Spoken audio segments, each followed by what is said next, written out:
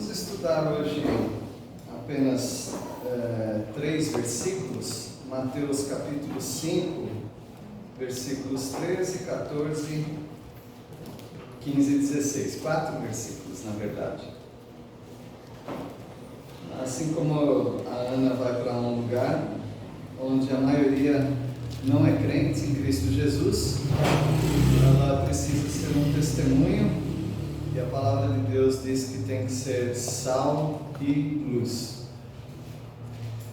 Mateus capítulo 5 nos fala, a partir do versículo 13, sobre sermos sal. A Bíblia não diz sejam ou sede, no sentido vós sede, né? Sejam sal. A Bíblia fala isso? Sejam sal? Vós sois o sal. Nós já somos sal. A Bíblia não diz para nós sermos luz. A Bíblia diz que nós somos luz. Sendo assim, se essa é a nossa posição em Cristo Jesus nessa sociedade, nós precisamos apenas deixar acontecer. Deixar a luz brilhar. Deixar com que as pessoas usem desse sal que somos nós. E dessa maneira nós podemos contribuir nessa sociedade que está tão degenerada, corrompida, necessitada. Nós podemos ser de alguma maneira um aviso e um convite também. Um aviso é porque nós temos o que vocês precisam, e um convite é: venham e desfrutem daquilo que vocês precisam. Nós estamos estudando os fatos relacionados com o Sermão da Montanha e já vimos as bem-aventuranças, e nós vemos agora que o bom testemunho tem a ver com a lei de Deus, com aquilo que Deus manda, com aquilo que Deus quer que sejamos. Então vamos ver o versículo 13, alguém pode ler? Mateus 5, 13. Vós sois o sal da terra, mas se o sal se tornar insípido, como que se há de restaurar-lhe o sabor? Para nada mais presta senão para ser lançado fora e ser pisado pelos homens. A palavra de Deus diz que nós somos o sal da terra. É Jesus quem está falando. E o sal da terra, ele tem alguma utilidade. O sal tem utilidade. O sal tem uma utilidade que poderia ser até negativa em alguns aspectos. Ele pode ser corrosivo. Eu me lembro quando pessoas iam comprar carro, perguntavam se era do litoral. Porque os carros do litoral, eles sofriam umas avarias, porque por causa da salinização, muito sal, então a tendência era corroer mais rápido o assoalho do carro. Então o sal pode ser corrosivo. Eu não acho que é isso que Cristo queria dizer. Vamos corroer esse mundo. Não, porque ele já fala da propriedade esperada do sal, que é salgar. Mas ele fala algo que quimicamente é impossível acontecer. Se o sal se tornar insípido, ou seja, se um sal não salgar. Por mais que a gente estude, leia, as pessoas dizem isso não pode acontecer. Inclusive você poderia guardar sal para o resto da sua vida e deixar para os seus netos ainda. O sal, ele não tem uma propriedade de mofar. O sal não estraga. Inclusive o sal faz o efeito contrário em certos alimentos. Em certas propriedades o sal ele vai preservar. Algumas pessoas que viviam na época de não ter geladeira, e algumas ainda assim, elas têm como método de preservação de uma carne o salgar. Salgavam a carne. Depois tinha que dessalgar, mas mesmo assim você não consegue dessalgar tudo, vai sofrer um pouquinho com aquilo. Mas era a maneira que as pessoas tinham de preservar a sua alimentação, sua proteína animal, que era salgar. As casas eram feitas lá na região que nós chamamos de Palestina, né, em Israel. Elas eram feitas com barro e elas tinham também propriedades salinas, ou seja, para dar uma certa liga. Uma vez que aquele sal está misturado no barro, não é que ele não salga mais. O barro não tem a propriedade de tirar o sal. Porém, você não consegue mais separar o barro do sal. Você não vai conseguir peneirar e agora separar de volta aquele sal. Não, aquele sal é perdido. Então, uma casa que era reformada, tiraria uma parede para arrumar, ou para aumentar, ou para destruir uma casa, aquele sal que estava no meio da terra, ele simplesmente é perdido. Ele não serve para mais nada, senão para pegar aqueles entulhos e jogar como cascalho numa rua. Então o Senhor Jesus disse que se o sal vier a ser insípido, nesse caso aquele sal é como se fosse insípido, porque ninguém vai conseguir tirar de volta aquele sal, ele vai servir para quê? Para restaurar o sabor não vai dar. Então ele não presta para mais nada, senão para ser lançado fora e ser pisado pelos homens e se tornar aí tapa-buraco. O Senhor Jesus está dizendo que o crente é sal. Mas se o crente se misturar com esse mundo de tal maneira que ele fica homogêneo, ou seja, ele vira quase que uma propriedade só com esse mundo, você já não consegue mais peneirar. Por isso que uma pessoa que não está andando com o Senhor, com os irmãos, seguindo os preceitos da palavra de Deus, e está misturada no mundo, você não consegue mais saber a diferença. Você acaba até tratando essa pessoa como incrédulo. Isso não é injusto, porque o apóstolo Paulo falou, em outras palavras, em 1 Coríntios 5, 9, ou 9, 10, 11, se alguém que se diz irmão faz certas coisas, não anda como irmão, então você nem come com ele. Ou seja, você trata como um incrédulo. Agora, até a gente pode tomar uma refeição com o incrédulo, mas ele está dizendo que na igreja, essas pessoas, elas não querem mais ter contato. Então, nesse caso, eles são como incrédulos.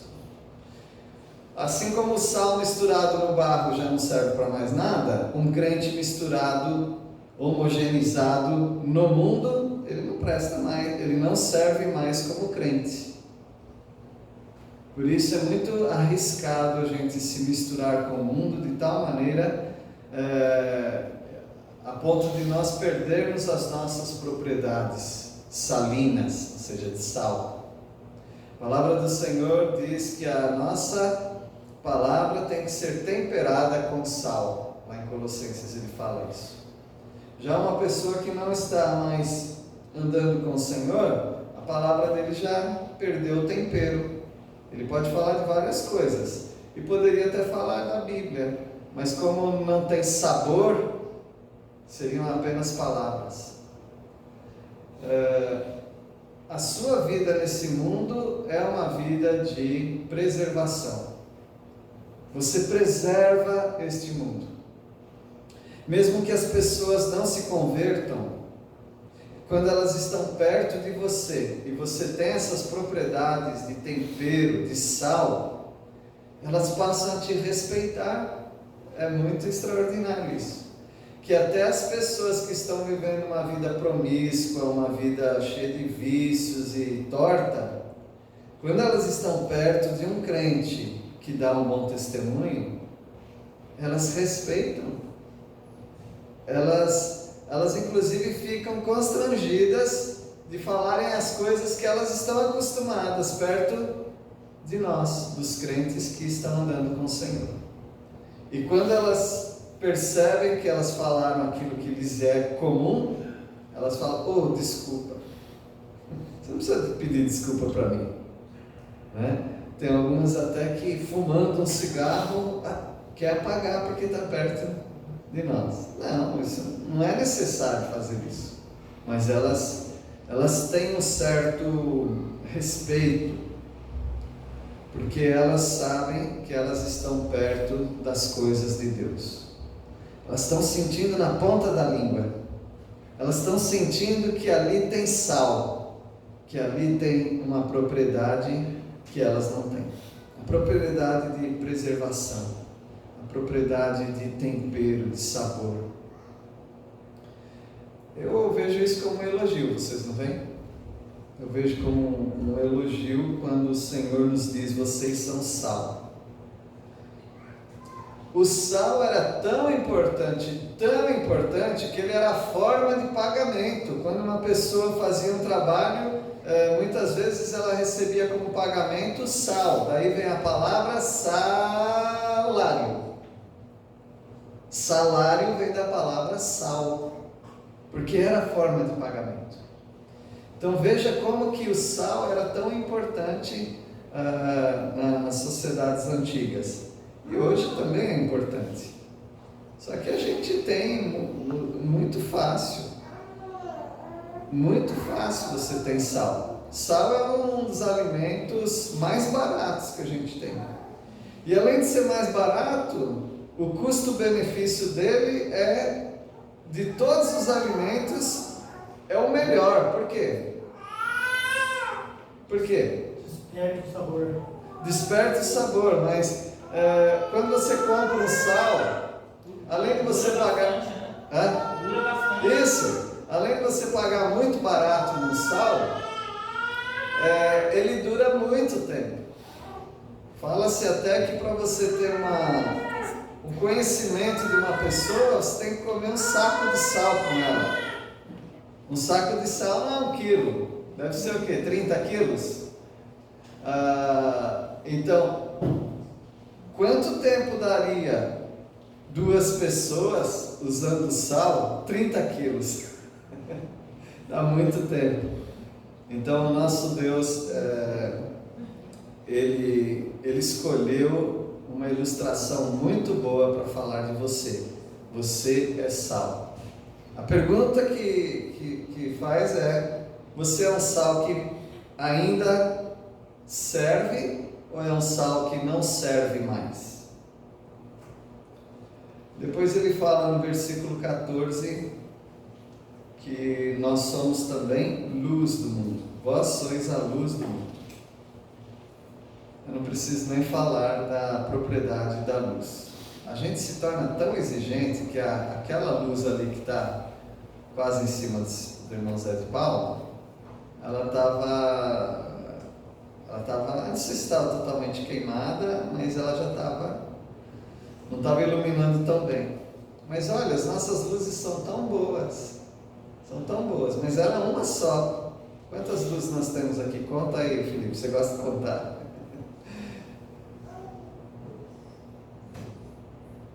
Deu tanto aí. Você tem várias luzes aqui, mas uma dessa luz estava queimada. E aí pessoas subiram, não tinha nem escada, fizeram uma pirâmide humana aí, trocaram a lâmpada. Porque nós somos exigentes, nós nos tornamos muito exigentes. Com essas chuvas que houve aí recentemente, lá na nossa casa, lá em Peniel todo, e a região toda ali, nossa, ficou 24 horas praticamente sem luz. É um desespero, 24 horas sem luz é um desespero.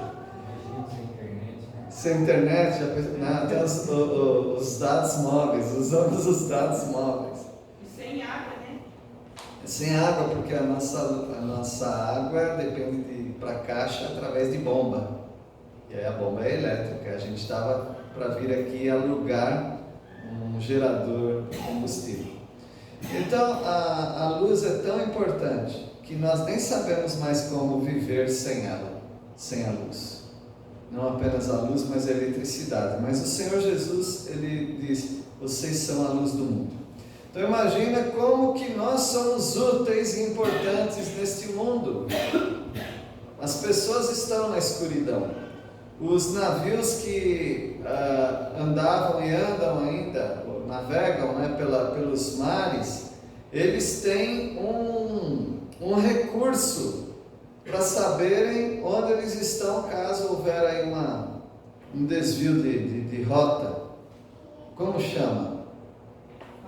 Farol. Numa ilha, uma construção com aquelas luzes e lentes nas luzes para amplificar aquela luz, e aquilo é o farol. Então, nós somos faróis para o mundo. Mas a palavra de Deus, embora nos elogie também por isso, é um recurso que nós temos para o mundo. O Senhor Jesus nos dá uma advertência. Ele fala: não se pode esconder a cidade edificada sobre um monte. Então, as cidades, muitas cidades, eles preferiam fazer nos montes também. E essas cidades, elas têm a sua iluminação precária, mas você percebe que quando é uma noite escura, qualquer iluminação já ajuda. Os vagalumes se destacam à noite. E é uma pequena luz, mas eles se destacam porque tudo é trevas. Então, até os crentes mais relaxados, até os crentes mais frios, eles fazem uma diferença nesse mundo. Porque o mundo está em densa trevas, que se tiver um pouquinho de luz, já é um farol, já é uma ajuda. Mas o Senhor não quer que você seja uma luz tímida, fraca. Ele quer que você apareça. Porque a palavra do Senhor diz que não se pode esconder essa cidade edificada no monte. Ela está no alto, é para verem. E Ele não quer que a sua luz fique escondida. Versículo 15, alguém pode ler? Nem se acende uma candeia para colocá-la debaixo do alqueire, mas no velador, e alumia a todos que se encontram na casa. E normalmente é assim. Quando acaba a luz na nossa casa, se a gente tem velas, a gente acende a vela e a gente não coloca no chão. A gente coloca a vela mais no alto, para nós ganharmos aquela luz. E o Senhor está dizendo a mesma coisa para nós, que a candeia, que era aquele suporte, aquela lamparina, onde tem a luz, o pavio, não se acende isso para colocar debaixo de um cesto, para colocar debaixo de uma bacia. Não, mas é para colocar no velador. E as casas antigas em Israel era assim, e aqui também eu já cheguei a ver casas assim. As casas antigas já tinham um suportezinho onde colocava a vela. As pessoas já colocavam a vela ali. Então é no velador, é num lugar alto. Aí vai iluminar a todos que se encontram na casa. Você é a luz. Não cabe para um crente ficar debaixo do tapete. Não cabe para um crente ficar escondido. Mas o Senhor nos colocou no alto. Isso não quer dizer que nós somos mais ricos que as outras pessoas, que nós somos mais inteligentes que as outras pessoas, que nós somos mais influentes do que as outras pessoas. Simplesmente nós somos luz, luz do céu. E o Senhor, não nós nos colocamos, o Senhor nos colocou acima nas sociedades, para que as pessoas sejam iluminadas, que elas tenham um direcionamento para encontrar a cruz de Cristo Jesus. Essa é a bênção de ser um crente. Ele preserva o mundo, dá sabor para o mundo, ele ilumina o mundo. E o versículo 16, ele faz um apelo para todos nós. Ele já disse que nós somos luz. Uma maneira mais exata, porque é falado isso a respeito de João Batista, nós somos lâmpada.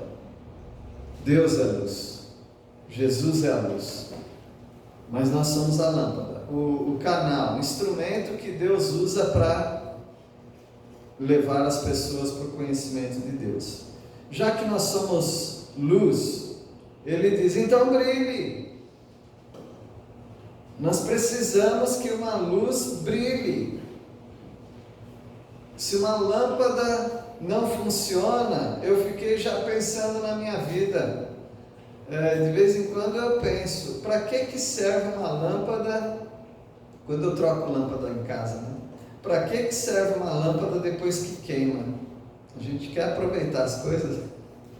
Eu já vi enfeites, mas é para pouca coisa. Se é para algum enfeite, uma lâmpada queimada e tira o filamento, não sei, não serve para quase nada, se é que serve para alguma coisa, uma lâmpada. Até para descartar a gente tem que tomar cuidado. A gente precisa tomar cuidado das pessoas que cuidam do nosso lixo.